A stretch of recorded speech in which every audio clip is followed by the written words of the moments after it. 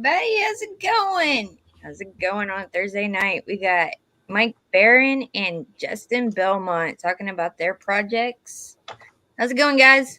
Good. Great. You having a good Thursday? My Thursday couldn't be better. Well, it could, but I'm happy with what we have. And I just realized I did not change our little screen things earlier. So there we go. Nice. Now we're looking nicer, more uniform. Come on, Justin. Don't you have a camera? No, I don't have a camera on this. I bought a new laptop, and then it went in 2 weeks. And I had a nice camera on it, and then I had to bring it back. So I'm like cursed with technology for some reason. Jeez, I thought I was cursed with technology. No, technology is horrible. I'm just gonna say it. It's the worst. Like, it's supposed to make our lives more easier. Yeah, I come in my house and I can't even make a phone call. Anyways, so let's talk about the project that you guys are working on together. Like, there's a sign up for it. So you want to talk about? Yeah, Smokes. You want to talk about Smokes first? Yeah, Smokes is Justin's idea, but I wrote it. It's about a mutant human fox hybrid who likes to smoke dope. Sounds like my kind of fox. Yeah, but it's more of a thriller because Smokes escapes from a secret government lab in southern Colorado where he's being held and being studied for his possible use in warfare.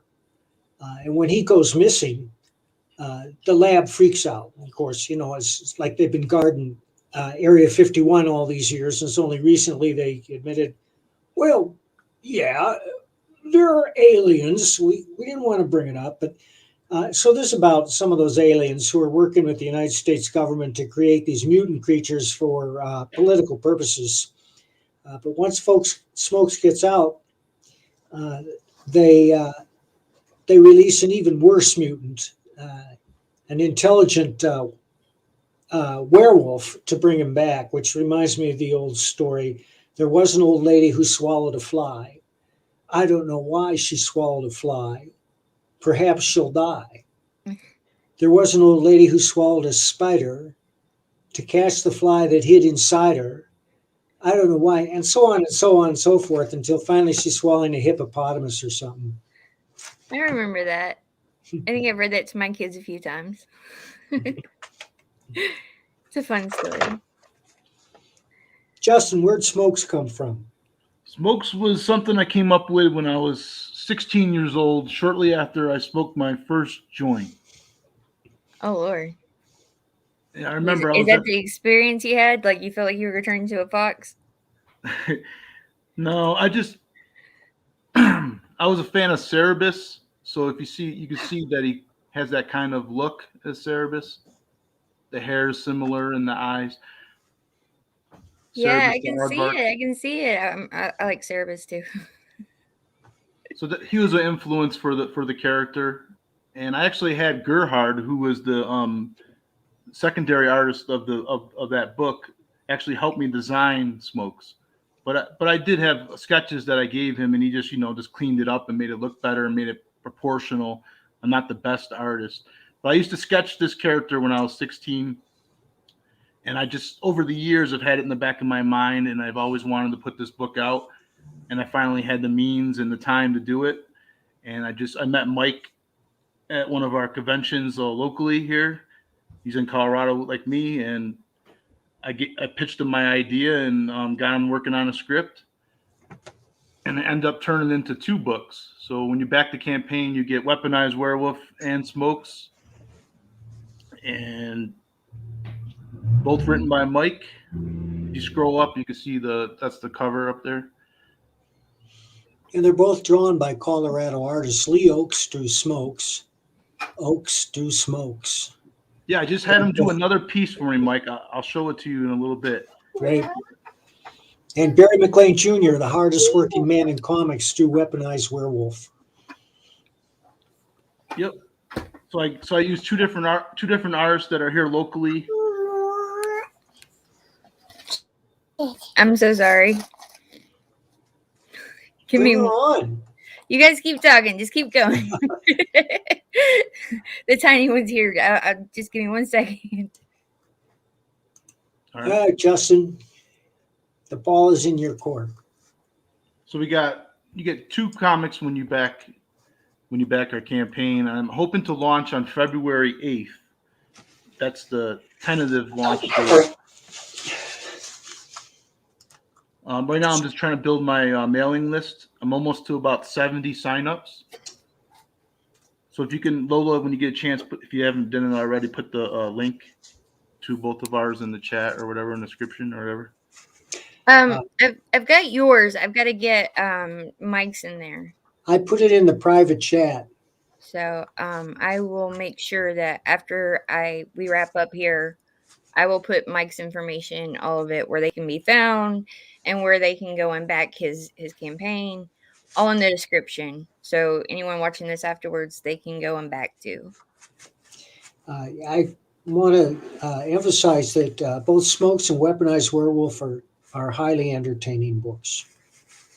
Yes. Because that's my number one goal when I write a comic. It's my job to entertain, and I never lose sight of that fact. And besides, I've been waiting all my life to write a comic about a dope smoking mutant fox. What got you into doing comics, Mike? Oh, it was probably getting a hold of some Uncle Scrooge comics when I was a wee tyke in Mitchell, South Dakota. And I was so blown away by his work that I started writing Disney and bugging them and saying, who does this? What's his name? How can I get a hold of him? And finally they said, all right, kid, all right. His name is Carl Barks, and here's his address. And he lived in Portland. So I wrote a letter, Dear Mr. Barks, I'm 12 years old. I'm a huge fan of your work. I wonder if you would draw Uncle Scrooge for me. Wow, that's where you got it? I thought you like bought it a long time ago or something. No, he mailed this to me. Hey, Mama. Oh, wow. Wow. That's pretty I've seen this awesome. before and showed this online, but I didn't know the story behind it like that. It's probably my oldest possession. I don't know how I've preserved it over the years. It looks like, it looks very well kept. Yeah. And then when I got to college, I discovered Neil Adams and X-Men and Steranko and all those guys, and I just went crazy, especially when I saw Steranko's art. I'd never seen anything like it, and I think his effect is still being felt. And then I became a huge comic fan. I just started buying them all. You know, and back those days, the comics were 35 cents, so I would routinely buy 5 or 6 copies of each issue. I actually got interested in comics from seeing one of your comic books on the shelf, Mike, and it was that Punisher issue. I'm not sure what number it was, but it was the one with the skiing, the Joe Jusko with Punisher skiing, like shooting like a submachine gun at some guys. Oh, yeah. That was the first comic I ever remember seeing on the shelf, and I'm like, what is this? You know, I used to collect baseball cards and go into the shop, but then I saw the comic book rack, and that was the one that stuck out. Yeah, people love the Punisher. He's still got a huge following. I don't know if Marvel's going to continue to publish him because he's problematic in today's political climate. I can imagine. I can only imagine why he'd be problematic. Yeah. Well, the vigilante aspects, of course. They gotta take away everything that's fun, right? Yeah, and his creator, Jerry Conway, he didn't so much create Punisher as simply copy Mac Bolan's The Executioner note for note. And it wasn't until Stephen Grant did a limited series that the character began to take on some heft. And then I was privileged to write the series beginning with issue number 1. I wrote it for 5 years. And I approached it as a straight crime comic. And for 3 years, there were no superheroes, monsters, aliens, or science fiction. And then we got a new editor, and he was a gimmick guy, and he suggested bringing in other elements of the Marvel Universe. So it started to get a little silly at that point, but I'm very proud of my work on the character. I'd love to take another crack at him, but as I said, I don't think Marvel is going to continue the character because he's so problematic, and even his creator Jerry Conway has disavowed him, at least to the extent that he says that the military and the police have no business using that logo. And I take exactly the opposite tack. I'm very proud when they use that logo. The Punisher stands for justice. He doesn't stand for illegality. I can't disagree with anything you just said. It's like, Lola, have you read The Punisher? I wouldn't be surprised if you did not. I mean, my husband is a huge Punisher fan. So we have probably the full run of it. right? In like probably 3 different versions. Probably in 3 different rooms too. Like, yeah, no, we're huge Punisher fans around here. But yeah, like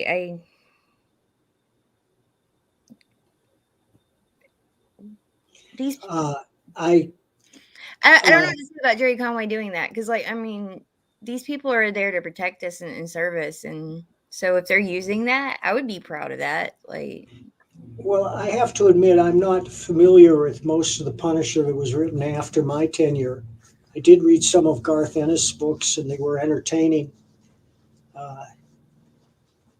But I didn't read the stuff which got him in trouble. I was just reading about that. But in any case, I think the Punisher is more relevant now than ever, and I've created a new title called Private America, which is to address the shortcomings in Marvel's Captain America in the absence of the Punisher. And it's being illustrated by Gary Kissel, a very fine illustrator who is himself a veteran. And I just finished the script a couple days ago. And we don't plan to announce this campaign until Gary is well on with the illustration. But believe me, I'm stoked about it, and the readers are going to go crazy when this appears. Oh, I haven't heard about this. Sounds cool. Private America. is it anyway in connection with the Thin Blue Line? No, not at all, except that people who are shocked and appalled by Thin Blue Line, their heads are going to explode when they see Private America. Thin Blue Line is a graphic novel about 2 police officers trying to survive the night in a riot-torn city. And it was ripped right out of the headlines, but I've been doing that all my life. Anybody who read Punisher Nexus knows that I rip stories out of the headlines and I write about them. I'm not heavy-handed. I'm not didactic. I don't lecture. I don't preach. It's pure entertainment, and I never lose sight of that fact. My primary job is to entertain. My penciler on Thin Blue Line, Joseph Arnold, is a full-time police officer.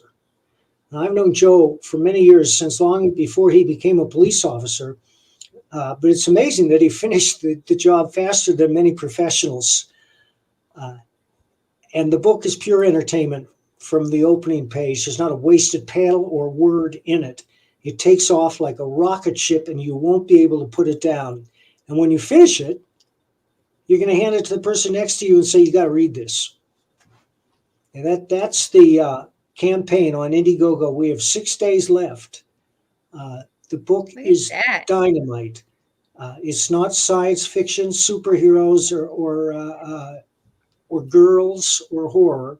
Although there are a lot of women in it and they're very well represented, it's just not that type of book. It's pure drama. And every panel clicks. I mean, it pops. That's what I try to do in a story, is make it snap, crackle, and pop from panel to panel so that you can't wait to find out what happens next. But your stretch goal is coming up pretty soon, 25,000, right? Yeah, we would love to hit 25. We got 6 days to do it, folks. And believe me when I tell you that this is the most entertaining book you're going to read all year. What's your stretch goal at 25,000? Scroll down. Well, I think we're using the Sergio Cariello cover, which is on that page if you scroll down. And at some point, that cover there, that was penciled by Joe and painted by Jeff Slemons. He's a great artist in his own right. But keep going down. Yeah. And that's a scene from the comic. And Chris was running our campaign. He dug that up and put it in to establish its bona fides or prior commitment. I mean, 20 years ago, this book wouldn't raise an eyebrow. But today, for some reason, it's ignited a firestorm. We submitted to every major publisher, and some of the responses we got were obscene. It was fuck you, fuck the police, eat shit and die. That's the result we got for this book. And it's as a result, a direct result of the defund the police movement. And the first time I heard that, my response was, what the fuck? I can't believe that. Because civilization depends on the rule of law. You're either for the rule of law or you're not. And now we're seeing the fruit of these policies in big cities like San Francisco, Portland, and Seattle, and Minneapolis, where downtown is virtually a ghost town. People are terrified to go down. That's Sergio's cover right there with the two cops back to back. I was worried I'd passed it. I was like, oh no, I've passed it somewhere. That's a nice cover. Yeah, Sergio's great. We're doing a Nexus series for Dark Horse down the road. Even the baby agrees it's a nice cover. I should not have used those bad words. If this were Mike Miller's show, he'd be cursing me out with nice words. No, you're fine. You're fine. I promise you, she's probably heard a lot worse. Hi, Pops. Pops is everywhere. He is. And speaking of Pops, we've been going for 16 minutes, and I have not said hi to this awesome chat we have over here. Johnny Cage. So let's say hi to a few people here. There's Good Stuff. What's up, Good Stuff? Johnny Cage. What's up, my brother? Phantasmagorical. Hey, how's it going, girl? Let's see. Who else? I'm missing people. I thought I saw Wolvo. Yep, there's a Wolverine. The Shirtless Wonder. Hey, Wolverine. Pops. What's up, Pops? Mom. And Replicant was in here. What's up, Replicant? I don't know if he's still here, but if you are, what's going on? Mom. Okay. Hey, Mama. Did I get everybody? I think I said hi to everybody. That's it. At higher level, we're going to give away ride-along coins, which is what police departments give you if you participate in a ride-along. I have a whole bunch of them in the other room, but right now the only one I got to show you is this one that my partner Steve Rude put out for Nexus. I can't see it. Can you go on?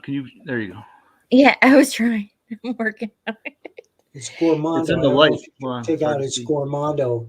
You can understand what it looks like when you hold it in your hand, but it's hard in the glare here. Is that a challenge coin or something? Yeah, it is. Oh, that's nice. Yeah, it's big. It's thick. It looks like it's got a lot of weight to it. Yeah. Well, you could knock somebody out with this. Bullseye could use it. Hold on.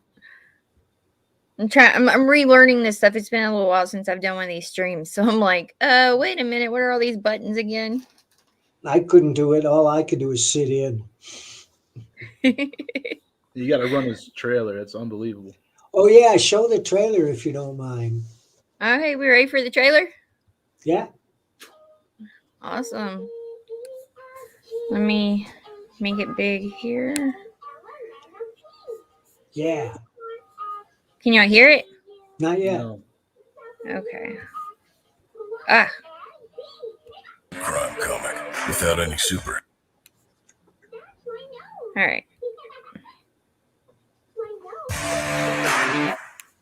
Beginning with issue number 1. Can you hear it? Mike Barron wrote Marvel's The Punisher for over 5 years, approaching it as a straight crime comic without any superheroes, aliens, or robots. Over the course of 60 issues, Barron elevated the gritty anti-hero into one of the most popular and enduring characters in the Marvel Comics universe. Now he brings that same ultra-realistic intensity to his latest graphic novel, Thin Blue Line. In the middle of a long, hot summer, a police shooting ignites a city. Activists, opportunists, and provocateurs descend to riot, loot, burn, and kill. Thin Blue Line follows Officer Valeria Baca and her partner as their detail guarding the mayor turns into a battle for survival. Ride along on this harrowing tale of two brave law enforcement officers fighting for their community and their own survival in a world gone mad. Eisner winner Mike Barron has created an alarming tale that unflinchingly examines human fallibility on every level. Along with penciler Joe Arnold, himself a full-time police officer, and talented anchor Jeff Slemons, they've created a moving and entertaining story ripped straight from today's headlines.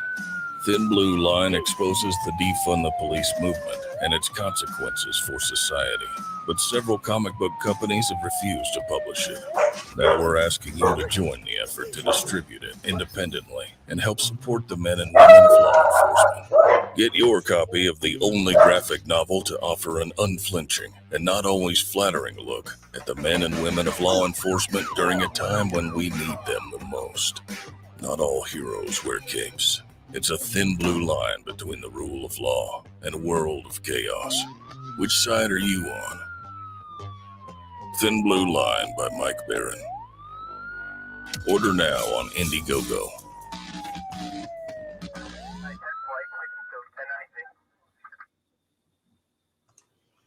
Thanks, Lola. That was awesome.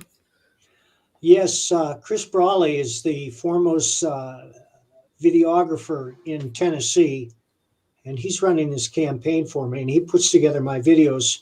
The one he did for Florida Man is probably the greatest campaign video ever done for an Indiegogo comic. He's my people. I wish I could show it to you. I'll ask him to send me that tape so I can show it on demand. It's pretty funny. The Florida Man is the complete opposite of Thin Blue Line. It's just the funniest comic imaginable. You will burst out laughing. You will snort milk out your nose. That's always fun, right? Yeah, that's always fun. You're almost to 25. Once you get 25, you get extra bonus pages, right?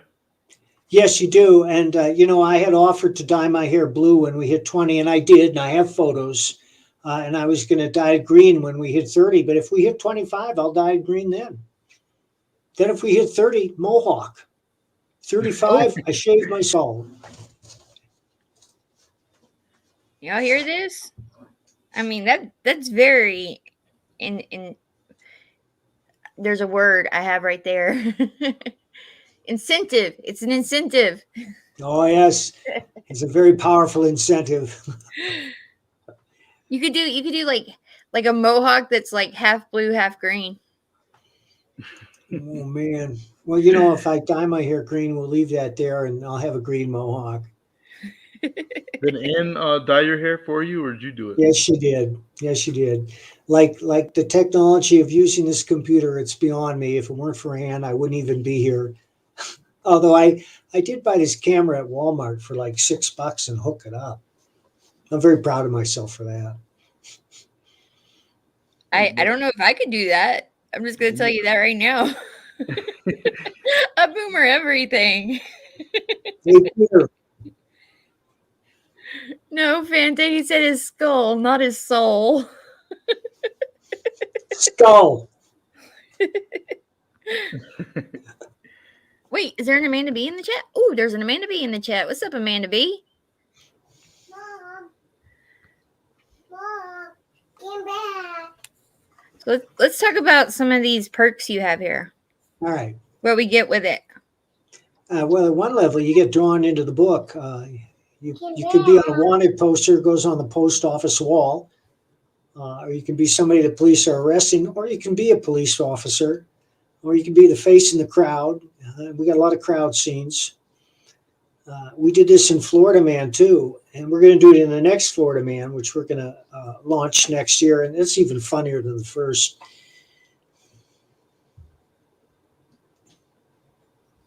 That's a good deal, man. It is a good deal. But I don't want to cast shade on Justin's books here because we haven't even talked about Weaponized Werewolf. Yeah, we can get into that too.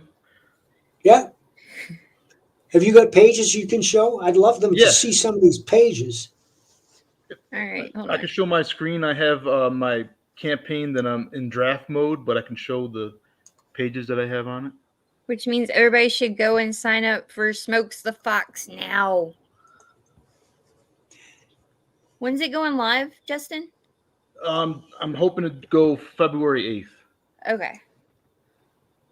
So soon it will go live. Shooting for February I'm just trying to build a good mailing list before I do that. Yeah, I have some art from it here. I got the cover. I think you already showed the cover, but this is the Don Perlin Bob Layton cover, I believe. It's in your Belmont Press feed. You know that, Justin. You know what it looks like because you commissioned Yeah. it. And I got some other stuff here that from I think it's from Smokes. Some of those colored scenes that I've never seen such beautiful coloring. It's just amazing. I was really picky on the colorist. I was studying it, just going through everybody's portfolios many, many times, checked out probably 60 or 70 colorists at least. And I came back and I got this guy named DC Alonso to do all the interior colors for both books. And he just did a really good job. He does Star Trek for IDW, a couple of miniseries for them. And now he's working for Marvel, I believe. So his career's just taken off. Can you show my screen? Yeah, I'm sharing it. What Okay. happened to my Smokes So I'm going to show you some pictures? slides. What's up, Peter? He said, show the art. I wasn't sure if you were showing it yet. I was on my screen and not on the stream window. This is Barry Mclean Jr. art right here. And Rodney Ramos Barry did is the the inks on hardest both these. working man in comics. Beautiful Yep, and old he's my man. neighbor. Yeah, I know. That's so funny. Out of all places on earth, I know he lived in Denver, but I didn't know he lived that close. And he insisted on mailing me stuff too. I was like, I can just go there. No. I'm going to ship it to you. It actually takes longer to go to the post office than it does to come to my house. I know. He lives 100 feet away, doesn't he? Not that far. Huh. Yeah, probably maybe 100. What's up? What about? That's close, man. Y'all could have like backyard barbecues. That's what he said too. I met him at the Denver Fan Expo just recently, and he was a guest there. Both my artists were guests at the show, which was very strange. And usually you don't have the local guys on at the shows anymore, but now I guess they're doing that again. Must be You a mean new Lee thing. was a guest? Yeah, Barry McLean was a guest, and Lee Oakes was a guest. It's called the Denver Fan Expo now. It's no longer called the Denver Con or whatever it was before that. Yeah, and it's all about professional wrestlers and B actors. Well, But they're maybe they're starting to changing come their back. tune. I don't know. Like the cons are coming back, you know? Like people are starting to go to them more, and I'm starting to see a lot more people streaming from them. So Lola, are you in Colorado? no, Where are you? I'm a Tennessee girl. Tennessee. Born and bred. Isn't that what Chris Braley is? Yep. Yeah, that's why I said he was my. He's my fellow people. He's my people. Chris lives in Chattanooga. Okay, I know where that's at. There's a Weaponized Werewolf going in for the kill. Barry McLean art. Oh wow. Rodney Ramos did the inks on both of these books. He's a veteran inker. He used to work for. He's best known for his work probably at Valiant and on Transmetropolitan. Are you familiar with that book? Transmetropolitan, you bet. And he actually got his career Michael. early. Was what's that book called? Toxic Avenger. Do you remember that? Yep. Mm-hmm. He did the cover for that.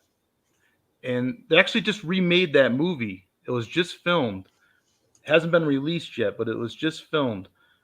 I don't know who remade it, but that movie was just remade and it's going to be released again. I hope they don't ruin it. Well, yes, a great classic like that. I hope that they uphold the high standards that the original garnered. We'll see. They always set the standards somewhere off to the left. Ugh. This is Lee Oakes art from Smokes 1. Smokes is confronting Weaponized Werewolf.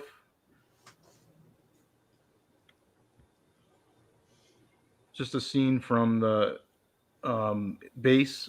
I like the Military. alien. His name's Sepoy. Sepoy. Yeah, Mike came up with that name. Sounds like Zub Boy. How do you come up with your names again, Mike? You know, I get a lot of my names from drug companies. Whenever I hear drug. about a new drug, I write that name down and I circle it like, Skyrizi, Trulicity. Just watch an evening news show, and they got all these drugs for anything you can imagine, from psoriasis to heart failure, and they all try to, these ad agencies all try to outdo each other with clever drug names. So they use a lot of X's and Y's and Z's in there because they think, oh, that'll attract attention, make people want to buy our drug. And I don't have any. I have a notebook in the other room that is filled with them. That's an interesting way to get a name. I'm sorry. I didn't mean to. Wolverine uses them too. He knows. Drugs do give interesting names for their drugs. Yes, they do. Like there are drugs I can't pronounce because they have so many letters in them. And all those side effects at the end of the commercial may Oh, cause yeah. death and all that shit. And a guy talking about a million years as a side effect, he might be because he's done you quit it once. So you see an ad in a, they used to have magazines, and they would have like a 2-page spread for the drug, and one page is entirely possible side effects in 4-point type. Oh, they say it really fast, yeah, or on a radio commercial or whatever. Right. And then the next ad you get is a drug for the side effect of the previous drug that just aired. You know what I'm talking about? What? I said the next ad is always a drug for one of the side effects of the previous drug. Oh yeah. So like you end up getting hit with all these drug ads because of the side effects. Oh, here's some Humira, Cimzia, Enbrel. I just always hear that Skyrizi damn song in my head. It's a planet in Nexus. What's that, Blue? Yeah. Flying feline? Appeal for psoriasis. This is a panel from Smokes. It's him in disguise. Yeah. Because everybody's stoned there. It's a biker bar, and he just puts on this oversized hoodie, and he's like, "What? That guy's got a long nose." But I'm great. I'm high as a kite, so that's what it must be. And here's him riding this hog that he just stole.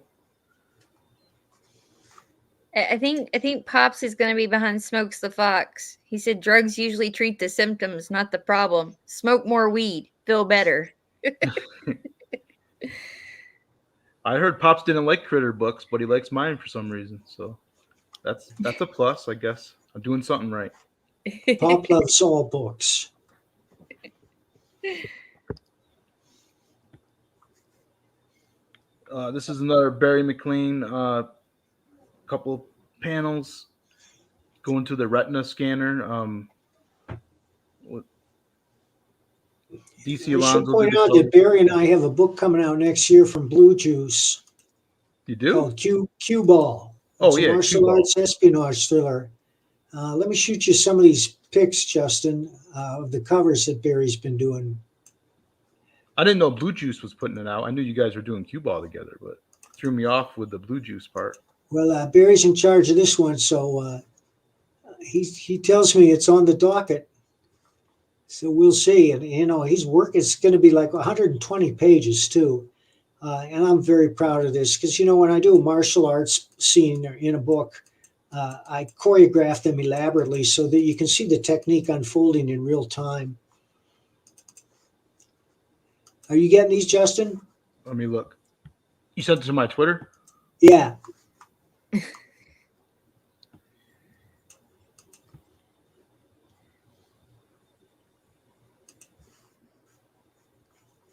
Well, my computer's going slow. Sorry to hear it. I'm using Windows 7 here on this computer. I tried to get a new laptop and I just cannot win. It I just hate went. Windows. Your computer stuck in 1997 AOL. I uninstalled Windows. Let me see if I can get them up here.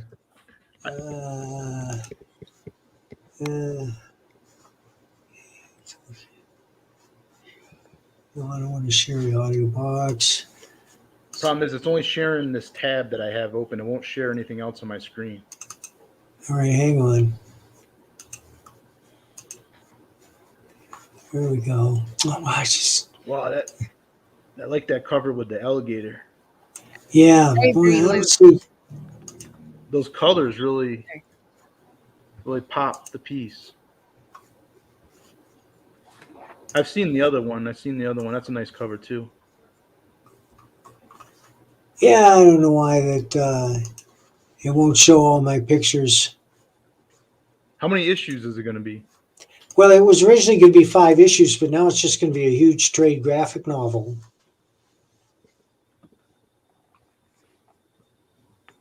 We'll have to get you back on and talk about Oh that. yeah, that's a ways off. You We got so many interviewed. things going on. You got Lone Star and you got Buddy McGill and Buddy McGill is out. yeah, that just came out. And then you got Smokes looming, and then you got Lone Star coming. I can't even talk about the stuff I can't talk about, but I'm working on a couple other projects too that are pretty exciting. Well, all right, I'll mention it. One is called 2084. And it's Martin Perkel's idea. Martin is an Austrian entrepreneur. He hired me to write it. It's his concept. And it's about what the world will look like 100 years from 1984. And in fact, the world he describes looks exactly like the world today. But there's one major change that in 2084, there are powerful telepaths, and telekinetics. And most of them are controlled by the big corporations, the big tech giants. You know who they are. They're going to be the same guys in 2084 as they are now. But a group of rebels have broken away, and they're dedicated to bringing down the tech giants. Because in 2084, there's a one world government. Everybody is forced to be injected with a chip so that they can be tracked and controlled. Every aspect of their life is controlled by the government. Of course, this does not apply to the ruling elites, but that's the situation. It's familiar to anybody who has read Orwell, 1984 Animal Farm. And Orwell's words ring true today because Orwell understood something very important, which is that human nature doesn't change. And there are always going to be people who will seek to game the system, take advantage of the system, to enrich themselves at the public expense, to enjoy perks that the general public does not enjoy, and to punish their enemies. And that has happened in every society. Cicero wrote about it.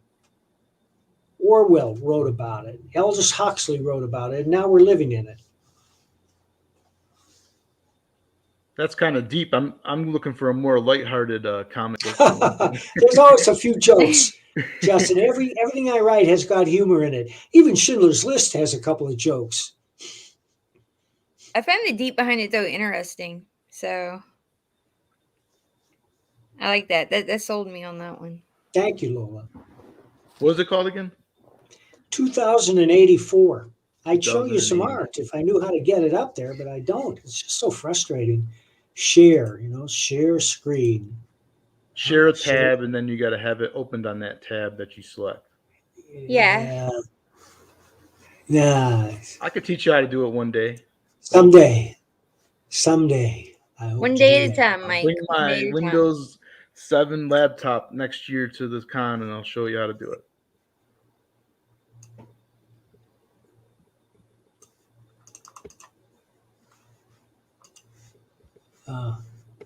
Yeah, I'd share anything if I could. But just get something up there to share. You have no slides. Add file from your computer. Upload file. What do we got here? I'll show you what I got. All this stuff is off of the download. Wait a minute. No, nothing. Hey, Mike, if you go over to Twitter and follow at Snowballing2020, you Yeah. can message me and I can share it. Great. But you have to follow, like, I follow you, but you haven't followed me back, so we can't message. I will rectify that right now. And by the way, the snowballing part is from Animal Farm, so Are you Dex? It says Snowball 2020. Dex, Tallis, Texas. Is that you? no. All right. What is it again? At Snowball? At snowballing. Oh, Snowballing 2020. Uh-huh. There you are. There you are. All right. Let me show you my cue balls.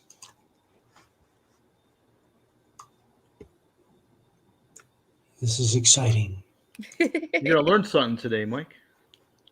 Well, I learned that Lola knows what she's doing, and we figured a way out of this. There's always some jury rig way, always some Rube Goldberg way to get around the problems that we have.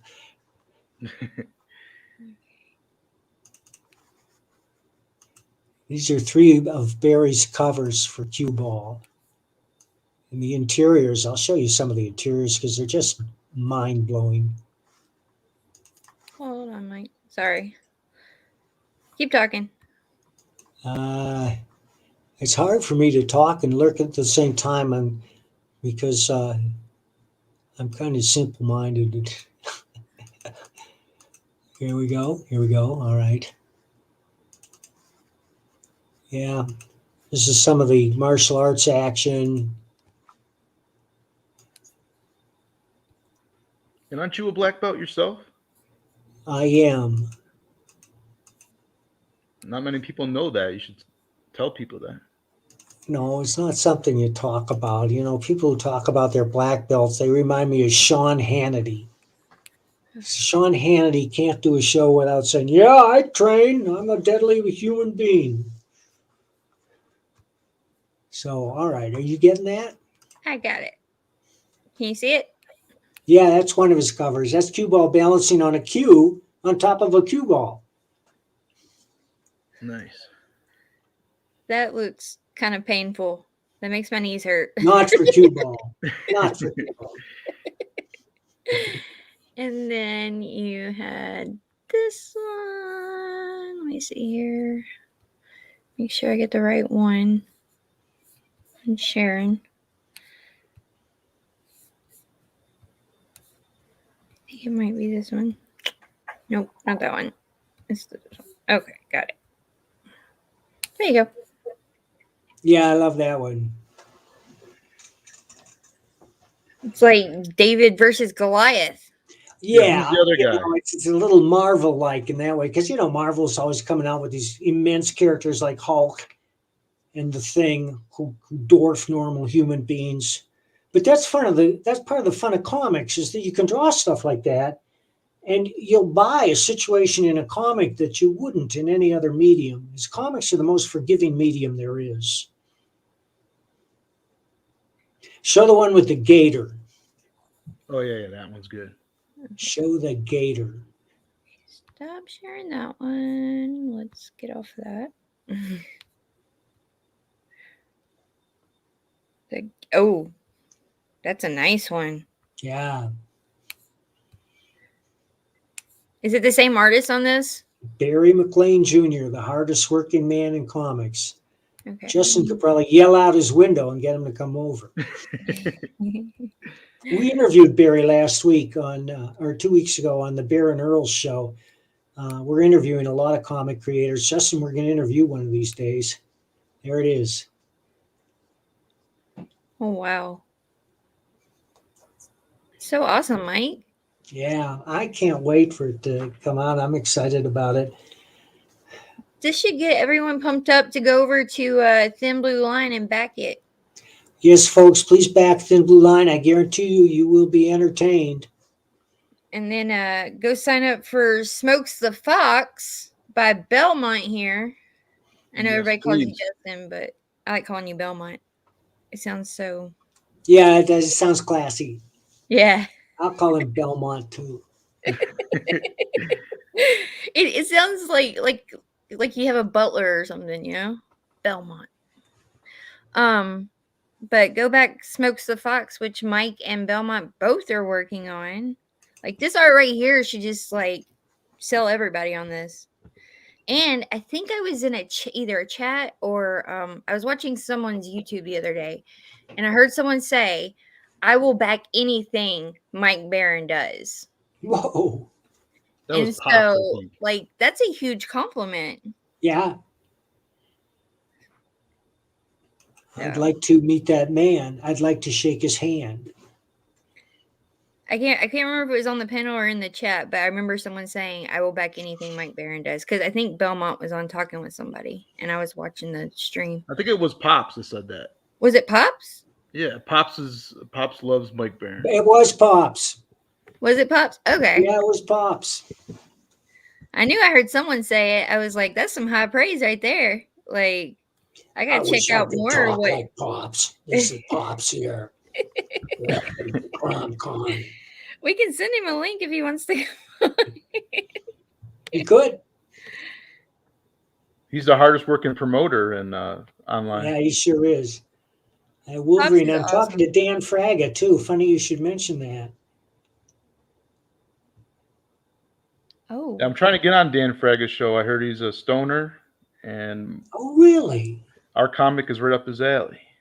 Yes. In fact, Belmont discussed printing it on hemp paper.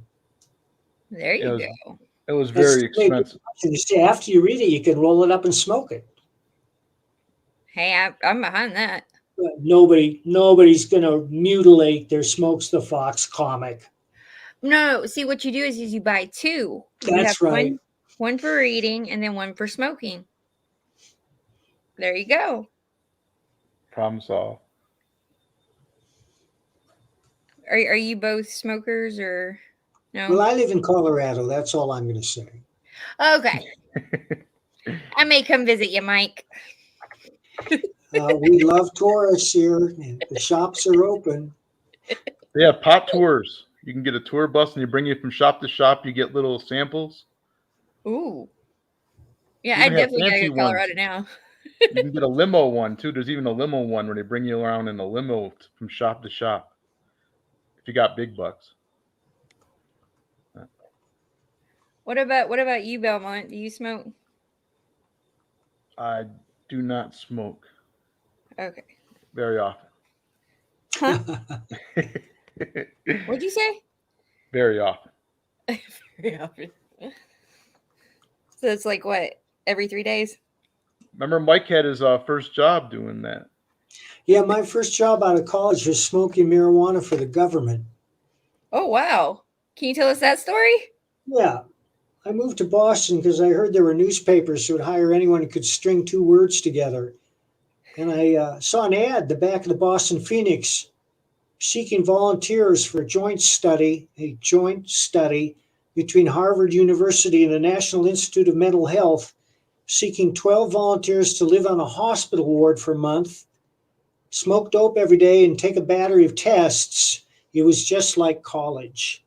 And when the test was over, I wrote that up. I submitted it to the Boston Phoenix. They bought it, and then they hired me as an editor. Interesting. I know that's a crazy story. It's true. Mike, I bet you've got a lot of crazy stories you could share with us. I do. I'm starting to share them on my webpage. We're revamping my webpage. It's bloodyredbaron.com. And if you want to follow me on Twitter, I'm at bloodyredbaron. Smoke them if you got them. Pops is here. Yes, yes. He wanted to come say hi. Hi, Pops. Yes, I have words. The actual quote was, "I will promote anything Mike Barron does." Ah. That was the actual quote because I can't afford to buy everything Mike Barron has been. Well, Pops, I'm a woman, so I hear what I hear. Well, let me put it this way. If I had the money to, I would definitely back everything Mike Barron does too, and I'd own everything Mike Barron has done. But he's all over the room. I ain't gonna lie. He's in that filing cabinet. He's in that filing cabinet. His work is everywhere. So, Mike, I'm like when I come out and I say things like, I do this because I feel like I owe some of these people for a lifetime of entertainment, Mike is one of them people I actually owe for a lifetime of entertainment. I'm just getting started. So, I mean, he's one of the people that I actually feel like I owe something to. He's given me something for decades. It's good shit to read for decades. I owe this guy. So I promote what this guy does. Pretty simple, you know. Pops is a tireless promoter of many, many projects, and he's willing to host anybody who has a worthwhile project on his show. On Facebook, it's CromCon. CromCon is it goes. We do it on Twitter. We do it on Facebook, in the Facebook group, the Comic Related Madness, and on the YouTube channel. Basically, everything we do goes to all three platforms now. But basically, it's like I just try to promote what everybody does. The other shows, I want to make sure everybody sees what they've got going on, who's on their show, because this is about making sure we get as many eyes as possible on everybody that's doing something awesome. Everybody, you know, and that's all I try to do, man. I've been stealing Mike's comics for decades. I never stole comics, man. I never stole comics. Never. Stole cigarettes, stole all kind of other stupid shit from the store, but I never stole comics, man. Don't ask me why. Stealing is bad, okay? Maybe because I didn't want to damage them trying to stick them in my shirt or whatever. I still had that healthy respect for condition from the beginning, you know. Fucking Lola. Hi, Fanta. What's up, everybody in the chat? You guys all rock, man. This whole thing's growing for everybody. I don't know if anybody's been paying attention to the race to 1,000, but everybody's channels are bumping now. Everybody's channels are growing. That's the power of Comicsgate, though, right? Everybody's promoting everybody. Everybody's helping each other out. Yes, it's awesome. It's freaking awesome. And it's, you know, people like Lola, Mike, like you said, man, Mike's been doing this for so long, and he's got his fingers in so many pies. I guarantee you, there's four other things he didn't tell us about. That's true. You know, that's just the way you do it. From the first time I met Mike, it was like, God, you're on. Mike. You gotta keep busy. Gotta keep busy. Hardest working writer. Yes, definitely kicking ass. Luke. Yeah, see, bad karma if you steal comics. It's bad karma. And you know, the same with like people that run scams on eBay and, you know, like rip people off. You buy something, you get something that wasn't the condition you were told it was. That kind of shit. Even that's bad karma, man. If you do that shit to people, you suck. This happened to me. I bought a Spider-Man 300. It has a crease on the front. He sold it to me as near mint. See, Liar. that kind of shit. Hey, Not Mike. cool. Is it okay if I show these other pages, or did you? Oh, please. If he sent it Go to you, he ahead. wants you to show it. Yeah. Okay, I don't want to show anything he doesn't want. No, everything I sent you is for public consumption. You want to see what's in the press right now? Oh, I just always make sure, Pops. look what's in the press right now. Ooh, These are more cue ball pages. it's coming out pretty. It's a lot of action. But there's also romance. Romance. Yeah, show the romance page. That I We got love. Gonna show a little bit of love. see here. Oh, there you go. That's what I'm talking about. See. What are we seeing, Belmont? Come on, show it. I'm sure I've already seen it. I don't see I it. doubt it. Oh, hold Really? on. Hold up. There we go. Something new, Mike? There you go. There's just some eye candy. I have not seen that. What's up, Mike? Now That's I feel from like cue I'm- ball. Oh, okay. One of them other I ones. love the cue ball pages. When I say that Mike's got his hands in a whole bunch of stuff, I ain't lying, man. He's like everybody. He's Hey, I so got to busy, bow I out, can't folks. work on any of my ideas. I'm going to turn this over to Pops. Pops, you speak for me. Lola, thank you for having me on. Justin, we will talk again soon. You want me to speak for you? Damn, that's big. Speak for That's me. big honor, brother. I will do that. All right, Mike. Mike, thanks for coming on. My pleasure. He's probably got 3 more shows to do today too. The guy is busy, always busy. And man. This artist right here is Barry Mclean. He's the artist for Weaponized Werewolf, all the interiors. Cool. He's my neighbor. I don't know if you heard that, but yeah, out of all places on earth, I thought, he lived close, but not that close. That's funny because I remember talking to Mike a few times, and he's like, man, since I moved to Colorado, I don't have to travel near as far to find the people I'm looking for, and yet people from around the world find him. You know what I mean? It's like he's got some great people working on his stuff from all over the place and from right there at home. It's crazy. Yeah, we should run the trailer before the hour's up. Yeah. Give me a minute. I think we're all over the place today. Went from Thin Blue Line to Cue Ball to Smokes back to Thin Blue Line. I know, right? What happens when I was trying to keep up, but he's got so many great projects coming out. Like, that's exciting. When you talk to Mike, it's like you got to cover everything. And then, like when I had him on my show the other day, it's like we got toward the end of the show, and I'm like, wait a minute, you ain't getting off the hook without talking about Smokes. Yeah, I listened to that last night, the replay. Yeah, he thought he was going to get away without talking about the one I'm looking forward to the most. Yeah. So, we're getting close to that 1 hour mark, so I'm just going to wrap it up here. You don't want to roll that beam footage? And what we're going to do is I'll close out with the trailer. Okay, cool. So, but I appreciate you guys coming on. Everybody go sign up for Smokes the Fox. And going back Mike Barron's Thin Blue Line. Yeah, he's almost to 25K, and then you get those extra bonus pages. And hold up. If he gets to 30K, he will dye his hair green. At 20, he dyed his hair blue. I don't know if y'all saw that or not. But there's pictures of Mike out there with blue hair. Okay. At 30, he will do green. We need to get it to 30. Green-haired Mike. It'd be perfect for Smoke the Fox. It'd be perfect for a Smoke the Fox promo card. Green-haired Mike. Think about it. So yeah, everybody going back to this book. It looks awesome. Mike, he's an awesome creator. Justin, you want to say a few things about Mike? Yeah, he's great. He did a really good job on my book. It's very entertaining. Got some jokes in there, some dark humor, some horror. Everything you want in a comic book, I think. And he's just all around good dude. Okay? Yeah, he's just a good guy.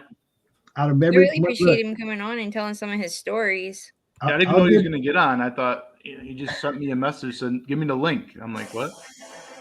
Yeah, the first thing about Mike that struck me was out of all the industry people, when I started doing this, I was talking to a lot of people, and Mike was the first one that said, hey, Pops, here's my phone number. Call me. I was like, that's awesome. Right, cool. It was like, dude gave me some credibility. He was like, he actually gave me credibility for what I was trying to build and what I was trying to do, and wanted to actually talk to me. And I was like, yeah, right on. Just don't text him. He won't see it. Yeah, he don't text. He took a year and a half to see my text message. But that's how I knew he was cool. It was like, because he wanted me to have his number and to call him when I had, when I wanted to talk to him and stuff, and not just rely on this social media thing. It was more personal, and I appreciated that. Mike's a good dude, man. Straight up. What's up, Pedro? Pedro's in the chat. Pedro. So, you guys going back these books, we keep talking about how we want, something better than what, the mainstream's giving us. And we've got people that are giving it to us. So go back them. Great. I just need your email addresses. Do I? I just need an email address. I'm not even selling anything right now. There you go. Look. Give Go sign up. Belmont the email addresses. Then I'm gonna hound you though after I get them. So I I appreciate gotta you figure guys out how to coming on. use that program there. What's it called? Mailchimp. There you go. There you go. There's a few other services out there too. Which Luke one do you show like? tonight. He's gonna be talking about something kind of cool. So Luke, if you want to send me a link for that one, I'm down. Oh, you You heard him, guys, I Luke. have too much fun. I do. I really have too much fun doing this. I appreciate everybody. Well, we only get one life. We might as well live it to the fullest, right? Do what you enjoy. Love what you do. Have Thanks for fun. helping me promote my book, Pops. Anytime, man. Hey, look, I I like what you do too. It's like you hooked up with Mike. I'd love to get Mike to write one of my stories, bro.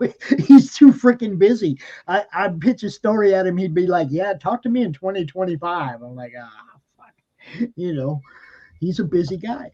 You got lucky getting up in there. Good job. Yeah, I got lucky. That's for sure. But I appreciate you guys coming on and talking about Smokes the Fox and him talking about Thin Blue Line. I'm going to end us out with your trailer. So everybody go and sign up and back these books and enjoy. Yeah. Back into comics. Let me Thanks, know Lola. if y'all can't hear it too, okay? Hey, Mom.